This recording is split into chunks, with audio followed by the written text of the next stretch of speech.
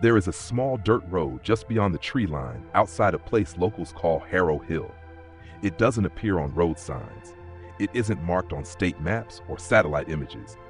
Ask anyone in town about it and they'll usually shrug or tell you it leads nowhere at all. Just an old logging path, they'll say. Overgrown, forgotten, not worth following. But people who have followed it, really followed it, past the point where common sense tells you to turn back, say the road does lead somewhere. It leads to a house that shouldn't exist. The path begins innocently enough, a narrow ribbon of packed earth, curling between dense trees. Branches lean inward as if trying to close behind you. Sunlight struggles to reach the ground, filtering through layers of leaves and moss. The air feels cooler here, heavier, carrying the smell of damp soil and old wood.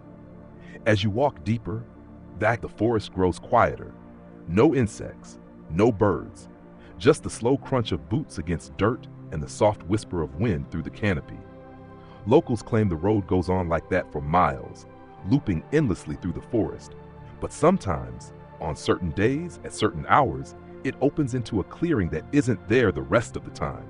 That's what happened in the fall of 1995, when a hiker named Daniel Briggs stepped off the marked trails and onto that unassuming dirt road. Daniel was 42 years old then, a quiet man by nature, recently divorced, recently restless. Hiking had become his way of keeping his thoughts in order. He liked photographing forgotten places, abandoned barns, collapsed bridges, decaying fire towers, things the world had moved past without fully erasing. That morning he set out with a backpack, a camera, and no intention of finding anything unusual. He had driven out early, parked near the edge of Harrow Hill, and started walking simply to see where the forest would take him. For over an hour, nothing happened. Just trees, just dirt, just the steady rhythm of his own footsteps. Then the forest began to thin. The trees pulled back as if giving way, and Daniel stepped into a wide clearing bathed in dull afternoon light. At its center stood a farmhouse. It was 2 stories tall, built in a style that felt decades out of place. White wooden siding turned gray with age, a sagging front porch, windows clouded with dust. The roof dipped slightly in the middle like a tired spine. Ivy crept up one side of the structure, its vines dead and brittle, and on the second floor a single window glowed. A warm yellow light burned steadily behind the glass. Daniel stopped walking. The first thing he noticed was how wrong the house felt. Not threatening, not obviously dangerous, just misplaced. Like a stage prop left behind after a play had ended. The clearing itself showed no signs of use, no driveway, no footprints, no tracks. The grass around the house was long and undisturbed, swaying gently in the breeze, yet the light was on. Someone had to be there. Daniel lifted his camera and framed the shot carefully, adjusting for the low light. He snapped one photograph, then another. The sound of the shutter felt too loud in the silence. Lowering the camera, he took a step closer. That was when he felt the unease settle in his chest. Subtle, persistent. The kind of feeling you get when you realize you're being watched, even though you can't prove it. He glanced around the clearing. The trees stood motionless. The light in the window didn't flicker. Trying to steady himself, Daniel checked the photos on his camera. The clearing was there. The trees were there, but the house was gone. Where it should have stood was nothing but empty grass.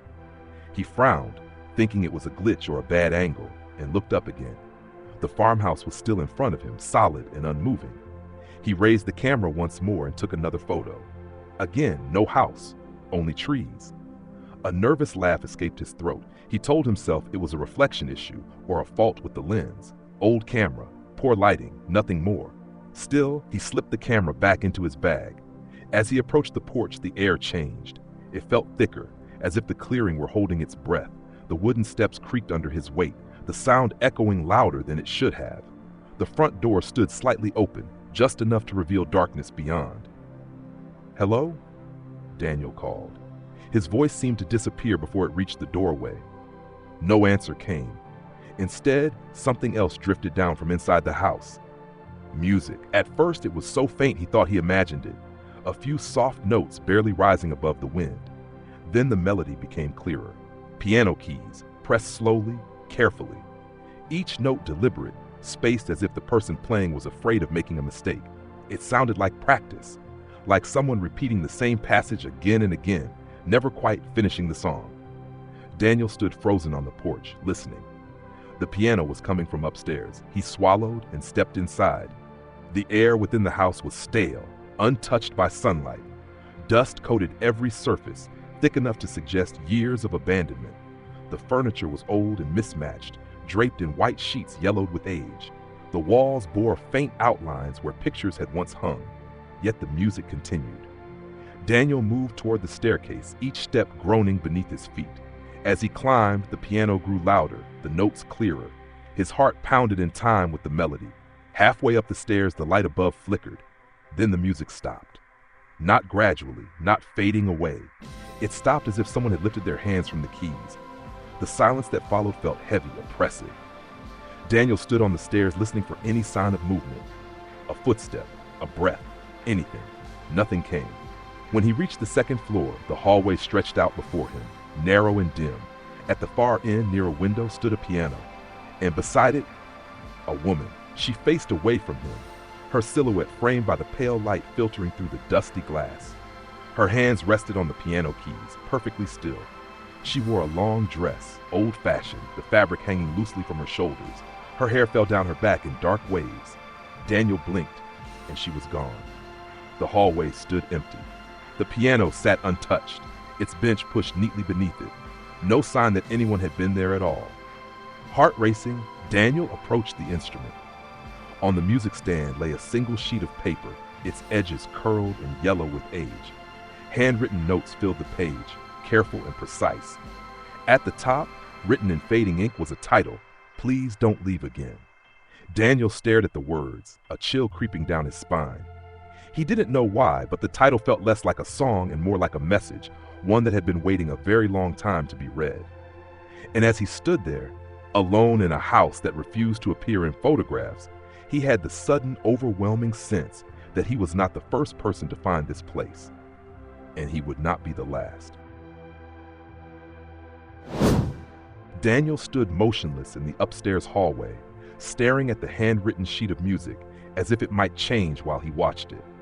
The title, "Please Don't Leave Again," pressed against something deep in his chest, stirring a sadness he couldn't explain. He had never heard the melody before, yet it felt familiar, like a song remembered from a dream rather than learned.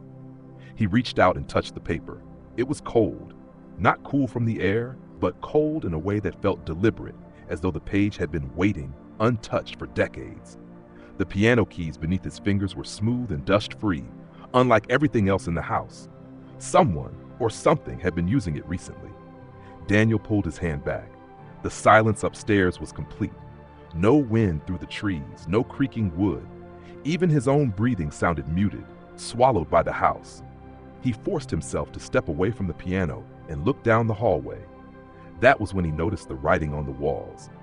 At first, it appeared to be nothing more than shallow scratches in the wood paneling, random marks left by age or neglect. But as he moved closer, shining his flashlight along the surface, the shapes sharpened into letters. Names, hundreds of them. They covered the walls from waist height to near the ceiling, carved by hand with uneven pressure. Some names were deep and confident, others faint and hesitant, as if the person engraving them had been interrupted or afraid to finish. Daniel read a few aloud under his breath.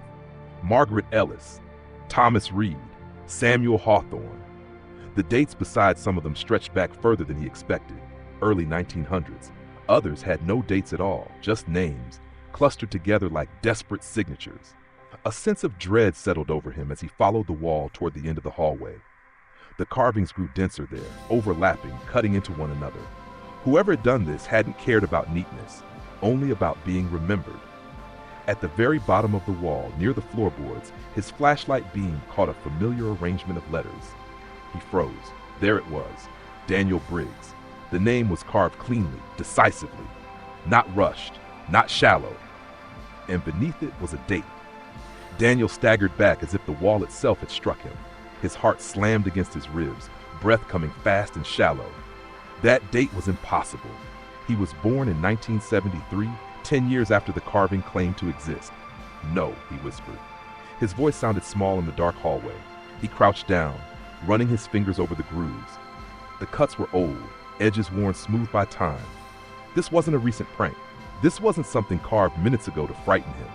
It had been there for decades. Panic crept into his thoughts, sharp and uncontrollable.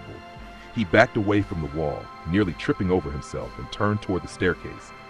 He needed to leave. Whatever this place was, whatever rules it followed, he had already stayed too long. As he hurried down the stairs, the house seemed to respond. The floorboards groaned louder now, stretching the sounds unnaturally. Shadows shifted along the walls, though nothing cast them. The air felt tighter, heavier, as if the house were resisting his departure. At the bottom of the staircase, the front door stood exactly where he'd left it, slightly ajar, a rectangle of gray daylight visible beyond. Relief surged through him. Daniel broke into a run. The moment his foot crossed the threshold, the world lurched. It felt like stepping off a moving train. His balance vanished, stomach dropping as his boots hit grass instead of wood. He stumbled forward, catching himself on his hands, gasping for breath. When he looked up, the clearing was empty. No porch, no door, no farmhouse, just tall grass swaying gently in the wind. Daniel spun around, heart racing, searching for any sign of the structure. There was nothing. No foundation, no debris, no marks in the earth to suggest a building had ever stood there. The forest had closed in again, trees encircling the clearing as if protecting a secret. He scrambled to his feet, hands shaking, and pulled his camera from his bag. His fingers fumbled with the buttons as he scrolled through the images. The photos showed only trees, exactly as before. No house, no light, no evidence that he hadn't imagined the entire thing. Daniel didn't wait any longer. He ran. He didn't follow the dirt road back. He didn't try to find landmarks or stay oriented. He pushed through brush and branches blindly, driven by the overwhelming need to put distance between himself and whatever waited behind him. By the time he reached his car, his clothes were torn, his arms scratched raw. He collapsed into the driver's seat, locked the doors, and sat there trembling until his breathing slowed. Only then did he look back toward the forest. Nothing moved. No light flickered between the trees. No sound followed him. For weeks afterward, Daniel tried to convince himself it had been a stress-induced hallucination. The divorce, the isolation, too much time alone in the woods. His rational mind assembled explanations like a defense against memory. But the dreams ruined that illusion. Night after night, he found himself standing in the upstairs hallway again, facing the piano. The same unfinished melody echoed through his sleep, always stopping before the final notes. And every time, he felt the same crushing certainty that the song was waiting for him to stay. He returned to Harrow Hill the following spring, not because he wanted to, because something inside him insisted. He parked in the same spot, walked the same trails, and searched for the dirt road that had led him there before. He spent hours combing the forest, following every narrow path and animal track. He never found it. No matter how long he walked, the road refused to appear. Locals told him the same thing they told everyone. There's nothing out there. Daniel stopped asking questions after that. Years passed. Life moved on. He remarried. He stopped hiking altogether. The camera gathered dust in a closet, but the dreams never fully faded, and neither did the sense of being unfinished, like a sentence cut short mid-thought. In 2007, a college student disappeared near Harrow Hill, then another in 2012. In both cases, search parties found no evidence beyond abandoned backpacks and confused footprints that seemed to wander aimlessly before ending in clearings where nothing stood. And in one case, carved faintly into the bark of a nearby tree, rescuers found a name, the student's own. Daniel read the article twice, his hands trembling. He didn't sleep that night, because for the first time since 1995 he heard the piano again, not in a dream, but awake. The sound drifted faintly through his open window, slow, deliberate notes carried on the night air. When he stepped outside, the music stopped. Daniel stood there in the dark, staring into the trees at the edge of his yard, knowing with cold certainty that the house hadn't vanished. It had only been waiting. And somewhere, in a clearing that refused to stay put, a song remained unfinished, written for those who found the house, left their names behind, and never quite made it home. Daniel tried to ignore the piano. At first, it was easy. The sound came rarely, once every few months, always late at night, always faint enough that he could convince himself it was memory bleeding into reality. A neighbor practicing, a radio somewhere down the street, wind passing through old pipes. But over time, the excuses wore thin. The melody was always the same, slow, careful, unfinished. It never reached the final notes. Each time he heard it, Daniel felt the same pull in his chest, like a hand gently but firmly closing around his heart. The music didn't frighten him anymore. What frightened him was how much it felt like an invitation. In the spring of 2018, Daniel received a letter. It arrived without a return address, no postmark, just his name written neatly across the front of the envelope, the letters careful and deliberate, too deliberate. He stared at it for a long time before opening it. Inside was a single sheet of yellowed paper, sheet music, the same one he had seen on the piano decades earlier. At the top, written in the same fading ink, were the words, "Please don't leave again." Below the title were additional notes, notes that had not been there before. The melody was complete now, stretching all the way to a final resolved chord. At the bottom of the page, a sentence had been added. "It's almost time." Daniel's hands shook as he folded the paper and placed it back into the envelope. He didn't tell his wife, didn't tell anyone. He already knew what they would say. Stress, hallucination, memory. But deep down, he understood the truth. The house was calling him back. That night, he dreamed of the clearing again, but this time it was different. The house stood brighter, newer, as if time had rolled backward. The porch was freshly painted. The windows were clean. Light spilled warmly from every room. Music filled the air. When Daniel stepped inside, the woman waited for him at the piano. This time she turned around. Her face was young, though her eyes were ancient, sad, hopeful, terrified. "You left," she said. Daniel opened his mouth to answer, but no words came. "You always do," she continued softly, "but you always come back." He woke with tears on his face. The next morning, Daniel drove to Harrow Hill. He didn't bring his camera. He didn't bring a map. He brought only the sheet music. The dirt road appeared within minutes, as if it had been waiting just beneath the surface of the forest, ready to reveal itself the moment he committed to the choice. The trees leaned inward as he walked, branches brushing his shoulders, guiding him forward. The clearing opened ahead. The house stood exactly as it had in his dreams, whole, warm, welcoming. Smoke curled from the chimney. The front door stood open, and the piano was playing. Daniel stepped into the clearing, heart pounding, not with fear, but with recognition. Every instinct screamed that this was wrong, that he should turn back, but another voice whispered louder. "You've already been here." The porch steps no longer creaked beneath his feet. Inside, the house felt alive, not dusty, not abandoned. The furniture stood uncovered. Framed photographs lined the walls, families smiling, couples standing arm in arm, children frozen in moments that should have continued. Daniel moved closer to one of the frames. The faces blurred as he focused. They were changing, becoming different people, different decades, different styles of clothing, but the house behind them was always the same. Upstairs, the piano stopped. Silence settled. Daniel climbed the stairs slowly, each step heavy with understanding. The hallway walls were still carved with names, but now they were fresh, cleanly etched. Some glowed faintly as if newly written. He found his name again. This time, the date beneath it was blank. At the piano, the woman waited. "You came back," she said, relief softening her voice. Daniel nodded. "You sent the music." "Yes," she replied. "You heard it. That means you belong." He swallowed. "What is this place?" The woman rested her hands on the keys. "A home," she said, "for those who never found one." She told him the truth then. The house was not bound by land or maps or time. It appeared to those standing at the edge of leaving, people unmoored, unfinished, quietly desperate. It offered warranty, a sense of being expected. Most stayed, some left, but no one ever escaped completely. "When you walk away," she said, "the house takes something with you, a memory, a piece of you. That's why you dream. That's why you hear the music." Daniel's voice trembled. "And the names? They're promises," she replied. "Proof that you were here, that you mattered." She slid the completed sheet music across the piano toward him.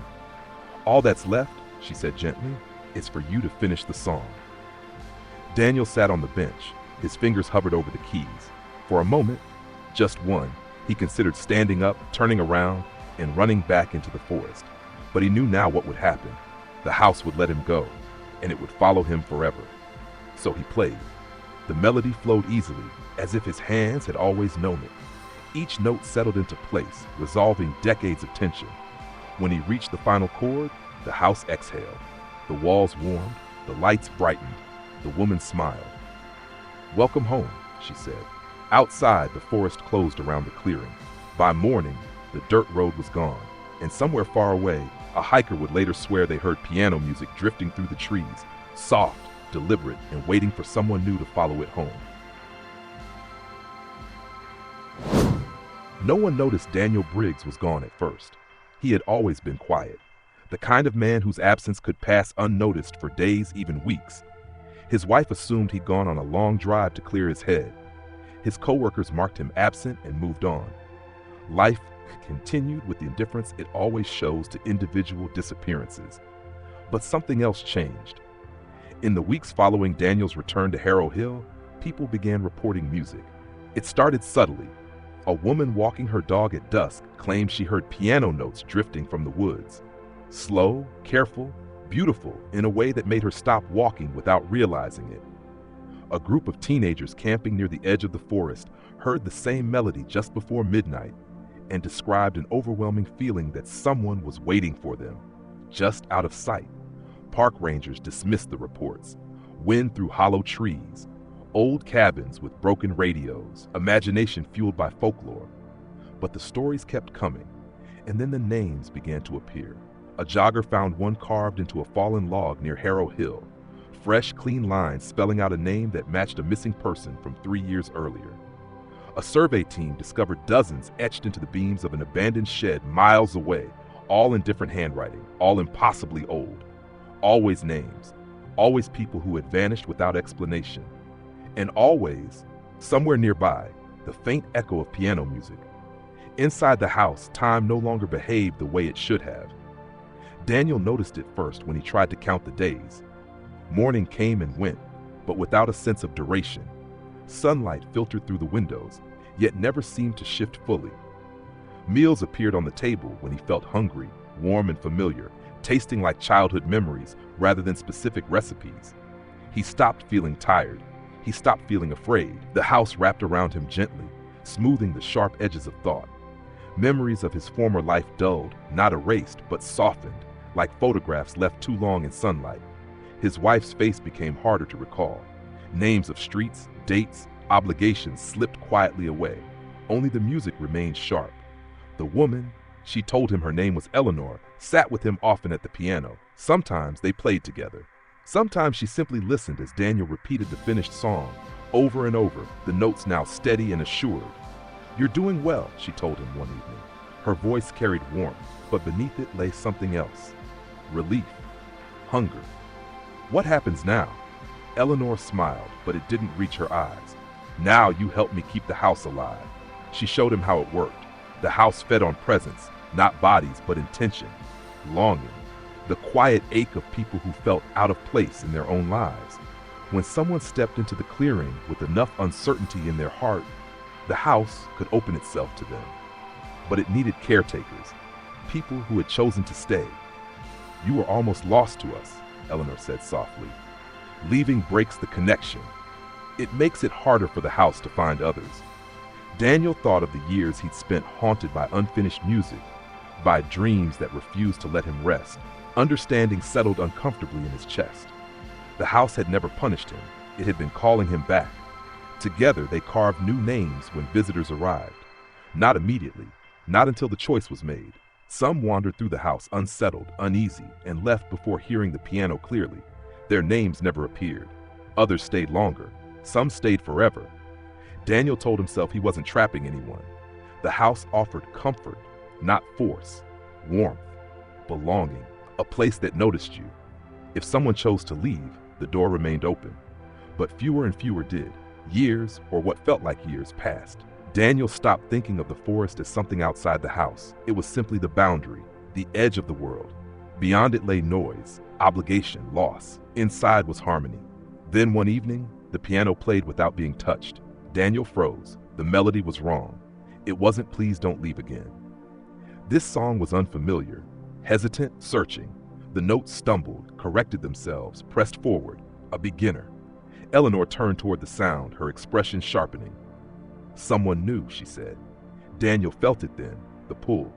A presence approaching the clearing, drawn by the same quiet gravity that had once guided him. Excitement stirred in his chest, followed by something else. Guilt. The front door opened on its own. A young woman stepped inside, breathless, eyes wide with wonder and fear. She wore a hiking pack and held a phone clutched uselessly in her hand, its screen dark. "Hello?" she called. Her voice echoed softly. Daniel stood in the shadow of the staircase, unseen. Eleanor stepped forward, smile gentle, posture open. "You're safe here," she said. "You must be tired." The young woman nodded slowly as if waking from a dream. "I heard music," she said. "I don't know why I followed it." Eleanor's eyes flicked briefly toward Daniel. He understood. That night, as the visitor slept in a guest room that hadn't existed before she arrived, Daniel wandered the upstairs hallway. The walls were nearly full now, names layered over names, centuries overlapping. He found a small empty space near the end, room enough for one more. Daniel pressed his palm against the wood and felt resistance, a subtle hum beneath the surface, like a living thing. For the first time since returning, he felt fear, not of the house, of himself. He went outside. The forest greeted him with stillness, no wind, no sound. He walked to the edge of the clearing where the grass gave way to roots and shadow. For a moment, nothing happened. Then the trees shifted. The path appeared, narrow, faint, real. Daniel's heart raced. The house behind him glowed warmly, windows lit, piano echoing faintly through open air. Ahead lay uncertainty, consequence. Leaving would hurt. Staying would erase what remained of him. Eleanor's voice drifted from the porch. "Daniel," she called softly, "you don't belong out there anymore." He turned. She stood watching him, not angry, not pleading, just afraid. "The house needs you," she said, "and you need it." Daniel looked down at his hands. They felt solid, real. "I don't think I do," he replied. The music stopped. For the first time, the house felt cold. Eleanor's expression changed, not into rage, but something far worse, desperation. "If you leave now," she whispered, "you'll take too much with you." Daniel stepped onto the path. Pain tore through him instantly. Memories surged back all at once, years compressed into a single moment. Love, loss, regret, the weight of every name carved into those walls. He screamed. Behind him, the house shuddered. Lights flickered. Wood groaned like a living creature wounded. The piano struck a discordant note. Daniel stumbled forward, forcing himself down the path as the forest closed in. Branches clawed at him. The music followed, warped and broken, fading with each step. When he emerged on the other side, dawn was breaking. The dirt road was gone. So was the pain. Daniel collapsed onto the forest floor, gasping, human again. Behind him, far away, the final chord of "Please Don't Leave Again" dissolved into silence. Weeks later, hikers would report something new near Harrow Hill, a clearing where the trees grew strangely close together. No house, no light, just the faint impression of foundations long since removed, and sometimes, only sometimes, a single piano note, drifting on the wind, uncertain and alone. Daniel survived. That fact alone felt impossible in the weeks after he escaped the forest. Survival implied continuity, a clean line from one moment to the next. What Daniel experienced instead was fragmentation. Pieces of himself returned out of order, like pages from a book scattered and reassembled incorrectly. He woke in a hospital 2 days after being found. A pair of mushroom hunters had discovered him near the outskirts of Harrow Hill, barefoot, dehydrated, and muttering fragments of music under his breath. He had no wallet, no phone, no clear explanation for where he'd been. Doctors called it exposure and shock. Psychiatrists suggested dissociation brought on by stress. Daniel didn't argue. He learned quickly that language failed him when he tried to explain the house. Words made it sound small, unreal. And every time he attempted to describe Eleanor or the names or the piano, his head throbbed with a sharp, warning pain, as if something inside him was pushing back. So he stayed quiet, but silence did not mean peace. At night, he dreamed of walls without names, smooth, empty, and a house that felt smaller each time he saw it, as if shrinking from something it could no longer hold. When Daniel was released from the hospital, he didn't return home. He drove until the roads felt unfamiliar, until Harrow Hill was far enough behind him that the trees no longer seemed to watch. He rented a small room in a town that smelled of rain and rusted metal, and he took a job shelving books in a library where quiet was expected and memory felt contained. For a while, it worked. Months passed without music. The melody faded from his thoughts. He stopped waking with his hands curved as if hovering over invisible piano keys. He even began to believe that the house, whatever it truly was, had been wounded badly enough that it could no longer reach him. That belief shattered one afternoon in late autumn. Daniel was cataloging old donations when he found a book that didn't belong. There was no barcode, no library stamp, no author listed. The cover was plain gray cloth, unmarked except for a single embossed symbol, a small house surrounded by trees. His stomach tightened. Slowly he opened it. Inside were names, hundreds of them, carved, not written, into the pages themselves, as if the paper had been pressed around the letters rather than cut. Each name was followed by a date. Most of the dates were incomplete. Some ended mid-number. Some were scratched out entirely. Near the back of the book, Daniel found a page that made his breath catch. Eleanor Finch, no date. Below it, one more name had been added recently. Daniel Briggs, 1995. The line ended there, open, waiting. The book slipped from his hands and struck the floor with a dull thud that echoed far too loudly in the quiet library. When he looked up, no one else seemed to notice. Patrons turned pages. A child whispered. Life continued. Daniel closed the book and returned it to the donation box. That night, the piano returned. Not outside, inside his head. It began as a pressure behind his eyes, a rhythm tapping against his thoughts. The melody was distorted now, slower, missing notes, searching blindly for resolution. He pressed his hands over his ears, but it made no difference. For the first time since his escape, Daniel understood something crucial. The house had not been destroyed. It had been diminished.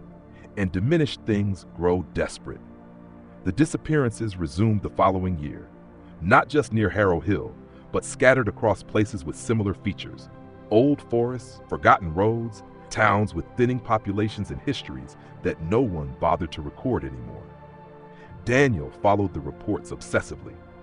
A backpack found beside a trail in Oregon, a burned-out cabin in Maine where piano strings were discovered stretched across the beams like veins, a farmer in rural England who claimed a white farmhouse had appeared overnight in his field and vanished by morning, leaving behind footprints that ended abruptly in grass. Each story carried familiar echoes, music, names, light in an upstairs window. Daniel knew what the house was doing. Without him, without Eleanor, it could no longer anchor itself to one place.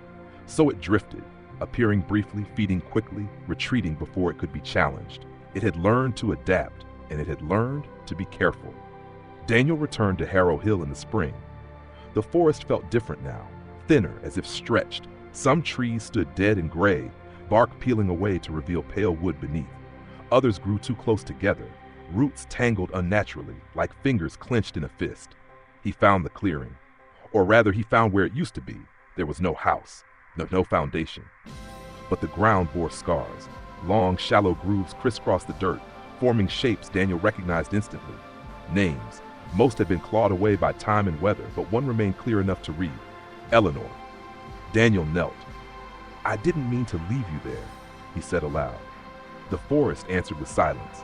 That night he camped at the edge of the clearing.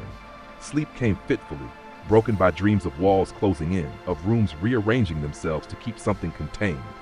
Just before dawn he heard footsteps. Eleanor emerged from the trees. She looked wrong, faded, incomplete, as if parts of her were missing, replaced by shadow. Her dress hung loosely from her shoulders, and her eyes, once so steady, flickered with instability. You broke it, she said. Daniel stood slowly. I tried to save it.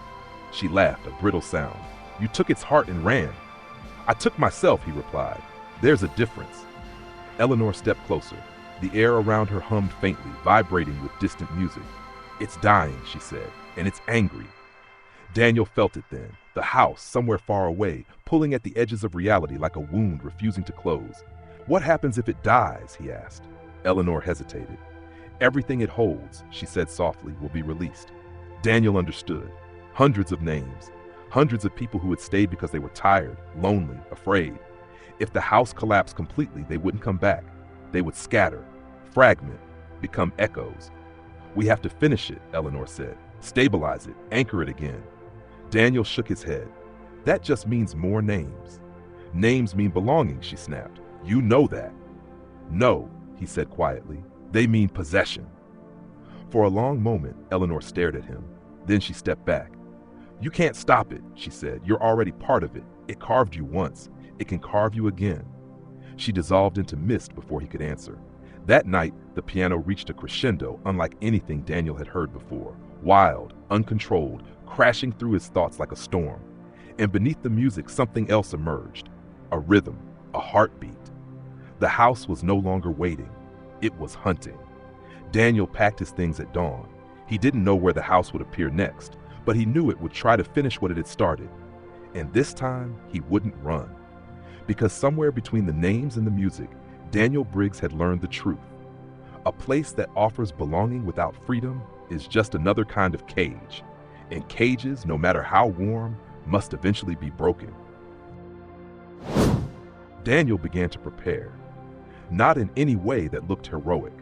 There were no weapons to gather, no spells to memorize, no ancient books that could tell him how to dismantle a place that existed somewhere between longing and geography. What he prepared instead was himself. He started with memory. For years, the house had taken pieces of him quietly, sanding down the sharp edges, dulling pain and responsibility until staying felt easier than leaving. Now he forced himself to remember everything it had softened: his divorce, the silences at dinner, the nights when loneliness felt like proof of failure rather than a passing state. He remembered the resentment he'd buried, the anger he'd never voiced, the choices he'd avoided by calling them fate. The house had never lied to him. It had simply offered relief without asking for growth.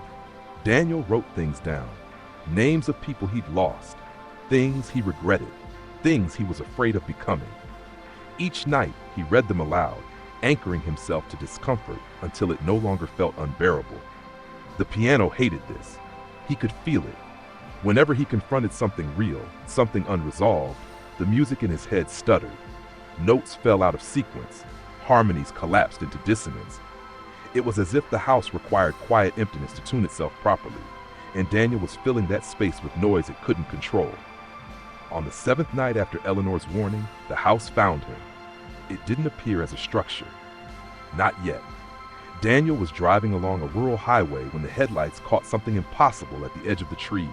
A glow, warm and steady, like a window left on for someone expected home. The road ahead blurred, bending slightly inward, as if perspective itself were being adjusted. He stopped the car.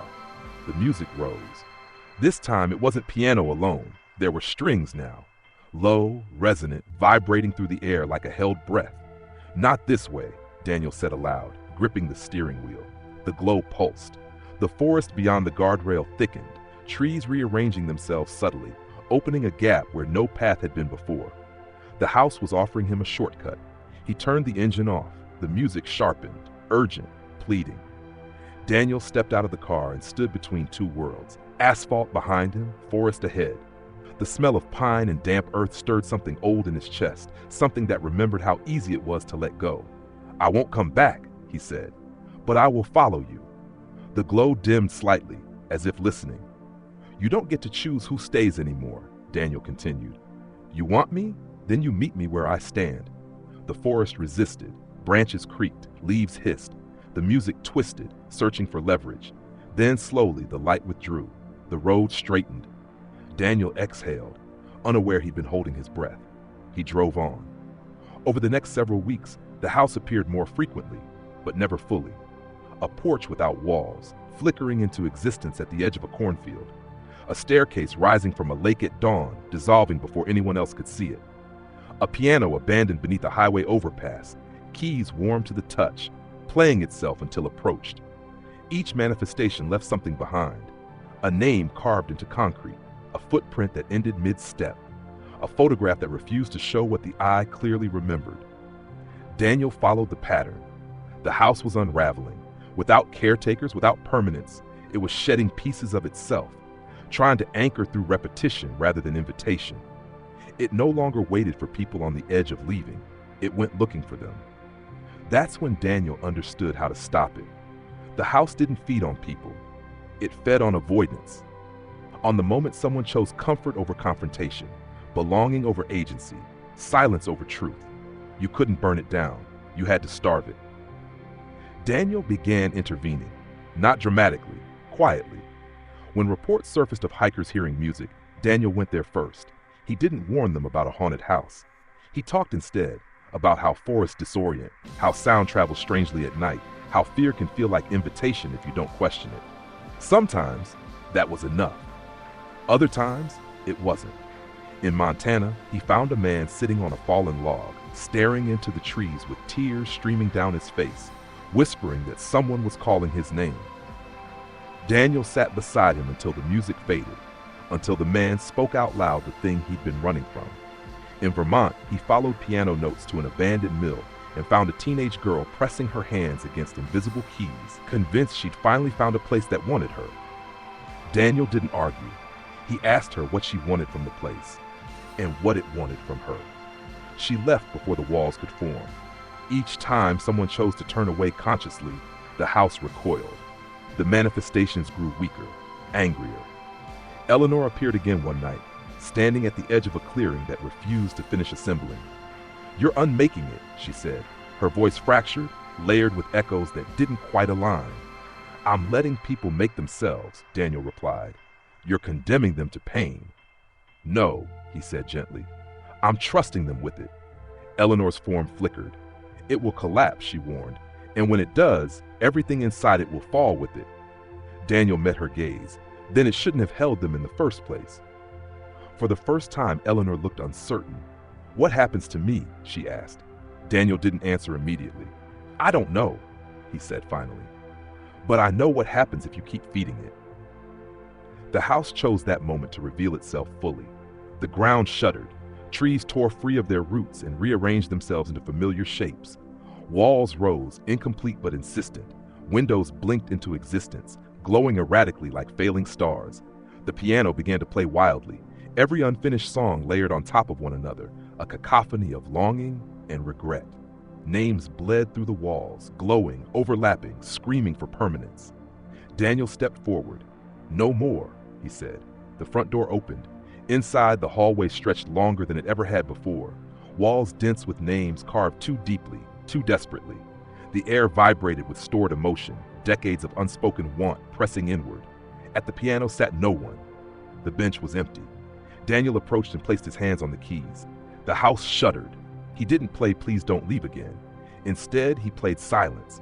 He lifted his hands and waited. The music faltered, confused. "This ends," Daniel said, voice steady. "Not with a song, with a choice." He spoke each name he could see, not as a claim, but as a release, acknowledging them without keeping them.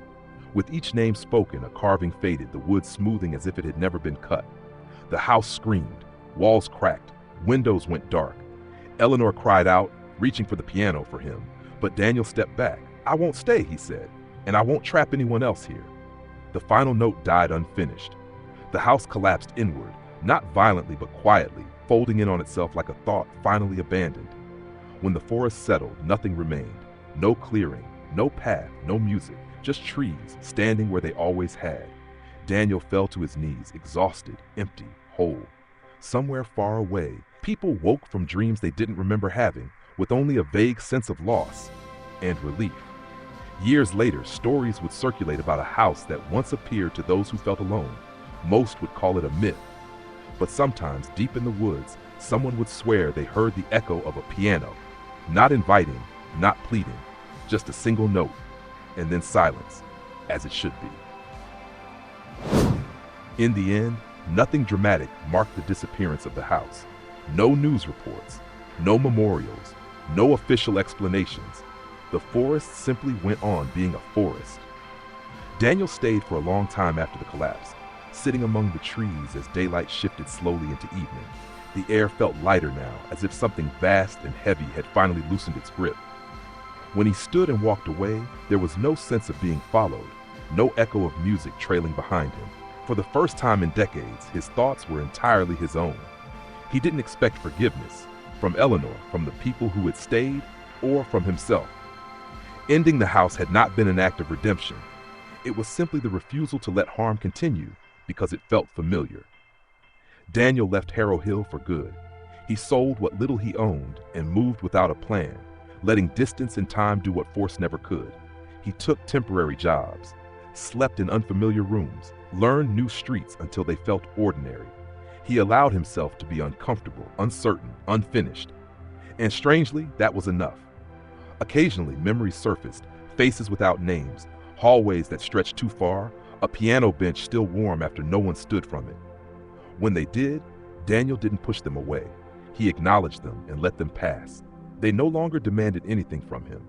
Years later, he settled in a coastal town where fog rolled in every morning and receded by noon, as predictable as breathing.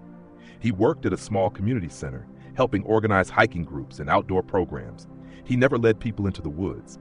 He taught them how to come back out. The disappearances stopped. Not all at once, not cleanly, but the patterns dissolved. People still got lost. People still vanished. That had always been true. What stopped were the stories with the same shape, the same music, the same light, the same promise of effortless belonging. The world felt slightly less haunted. As for Eleanor, Daniel never saw her again. Sometimes he thought he sensed her presence, not as a figure, but as a question lingering at the edge of thought. What became of her when the house fell? Had she been released or simply erased? Daniel didn't know. He suspected the truth lay somewhere uncomfortable in between. The house had not created Eleanor. It had refined her, sharpened her need to be needed until it defined her entirely. When it collapsed, whatever remained of her had to face the same choice he had: stay with the echo, or step into uncertainty. On quiet evenings, Daniel sometimes walked along the shoreline and listened to the sound of waves breaking against stone. There was rhythm there, and repetition, but no insistence. The ocean did not promise safety. It did not ask to be followed. It simply existed. That was enough. Years later, a young man stopped Daniel after one of the community hikes. "Can I ask you something?" he said, hesitant. "Of course," Daniel replied. The man shifted his weight. "Have you ever felt like a place was calling you? Like it knew exactly what you were missing?" Daniel studied his face. The question wasn't fear-driven.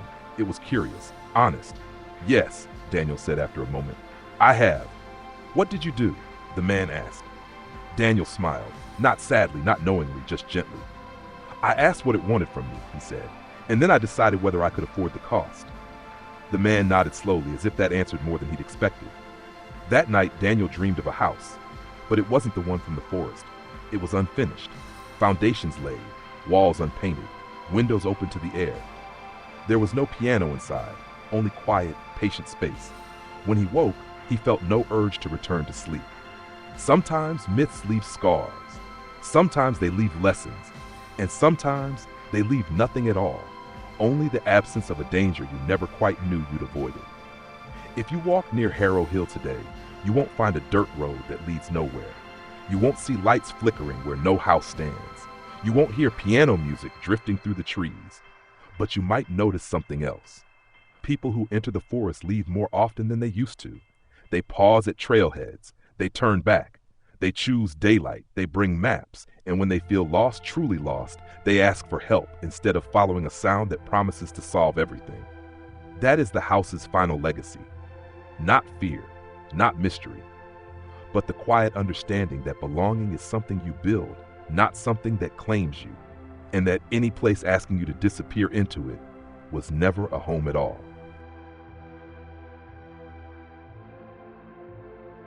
Shadows crawl where the light won't go. A silent wind, it starts to grow.